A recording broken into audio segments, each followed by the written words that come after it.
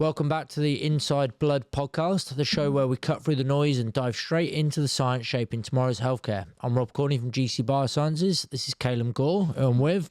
And today we're talking hormones, specifically menopausal game changer, that is HRT. Picture this.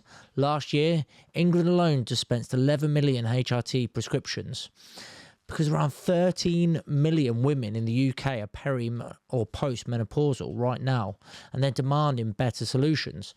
But here's the twist: not all HRT is created equal. Take blood clots.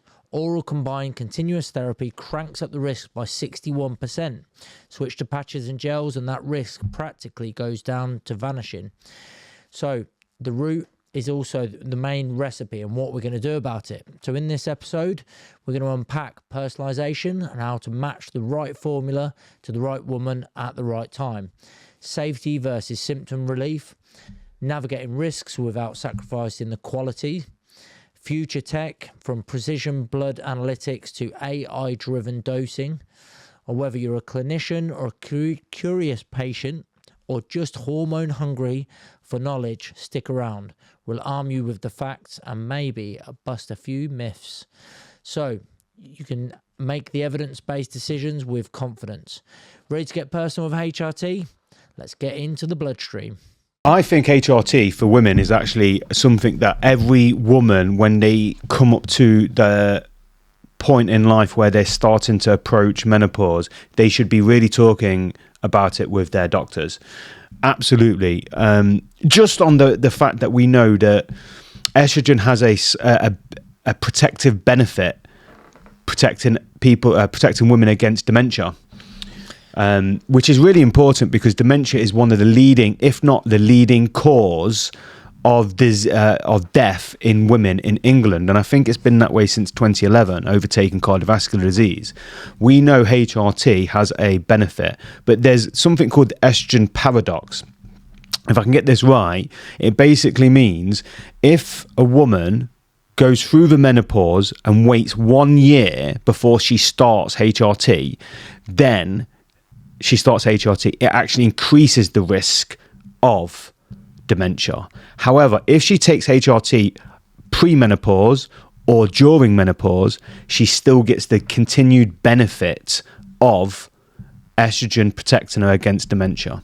So in terms of the disease risk, because the problem with HRT is it's been stigmatized a little bit because it's obviously often been misrepresented in the science being linked to cancer, where it's only the dual therapy, estrogen and progesterone, that increases your risk of breast cancer slightly if you take it for longer than 5 years.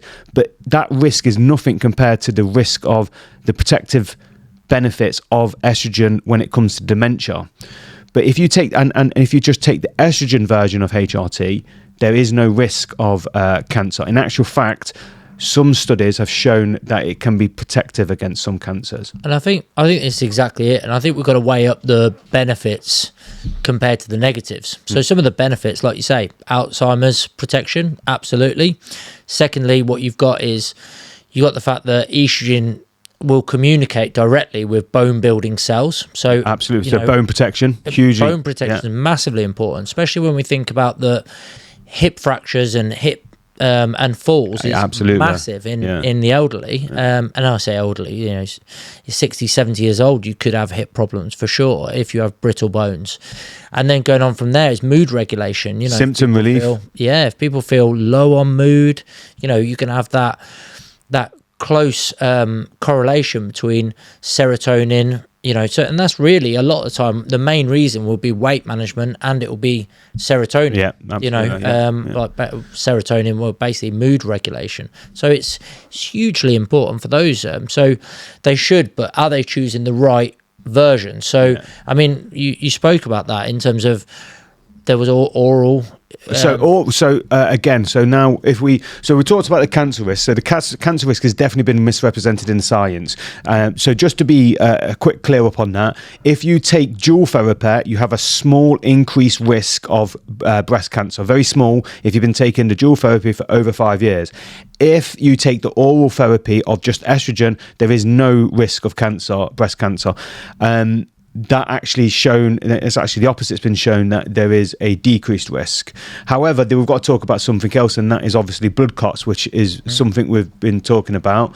So all oral forms of HRT have been associated with increased blood clots. So what can we do to prevent that? Well, if you use transdermal patches, the actual blood clot risk, for some strange reason, completely disappears. Yeah, or gels. Whether it's associated, with like any interactions or side effects with the stomach or the liver or the kidneys, absolutely. Probably the liver. Make a lot of sense. Bone marrow, and But yeah, that risk goes right down. So we're seeing a huge increase in these transdermal gels for sure, and patches.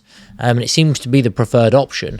There's even the bioidenticals now as well. Yeah. So actually, people are leaning more away from more like pharmaceutical or mechanical made version as such, although they all will be in one way, shape or form, and then leaning more towards like a more plant-based version, like a soy alteration or yam or whatever, to get those estrogens from that, condense it, and then it will react in those ways, like physiologically in the body. Yeah, absolutely. So you've got, obviously, I think when it comes to HRT, I think you've got to have a chat with your medical provider to discuss what form of HRT is most appropriate, and obviously talk about the delivery system as well, because if you are taking the oral form, then yes, there is a slight increased risk of blood clots. If you don't take the oral form and you're taking it through a gel or you're taking it through transdermal patches, then the risk goes down completely. So one interesting point, so we actually had a patient of ours, of GC Biosciences, and she's done a testimonial for us, very nicely of her, because she was so inspired to do that. And so she went to see a doctor, and when she went to see her doctor, they basically put her straight onto HRT. So that was number one, put her on HRT. Excellent. Great. Brilliant, isn't it? Yeah. So symptoms-based, same as we were talking about with the men, symptoms-based HRT medication prescription. So then she came to us at GC Biosciences. She did her blood test, and actually we found that her levels were far too high, so which can send up her risk of the blood clot. Absolutely, and further problems. Yeah. And she was having excess symptoms of tiredness, like mood regulation. She was getting angry, etc. And she had weight problems as well.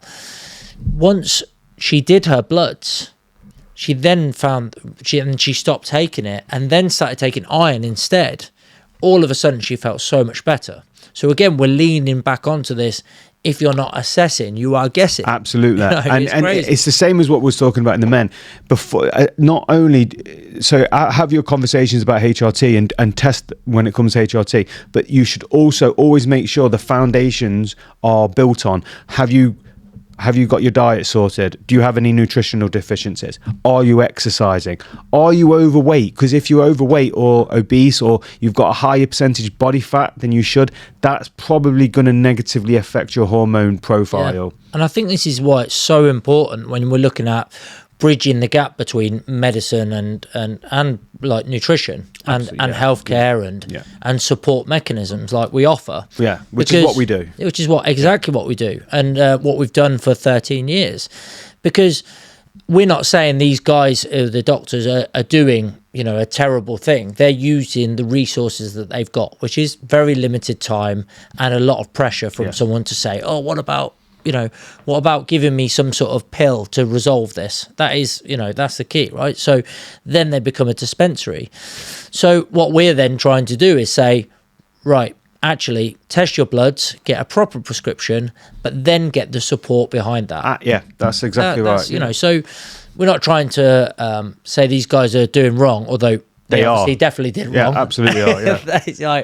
But at the same time, what we need to do is if she'd have got her bloods done at the start, before that, and actually got a proper prescription if required, and then get the support to sort the lifestyle and expertise. Exactly correct. That is the way forward, right? Yeah, that's what we're kind of getting at. Lifestyle intervention is so powerful when compared to prescription drugs.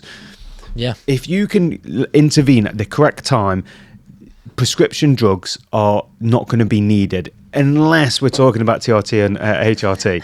But again, it's all with that caveat and that nuance, right? You have to make sure that your foundations are squared away, that your lifestyle's sorted, that your nutrition's sorted, that everything's squared away, and then we can have a look at the options for HRT and Yeah, TRT. I think that's exactly right. I think we've got to make sure that we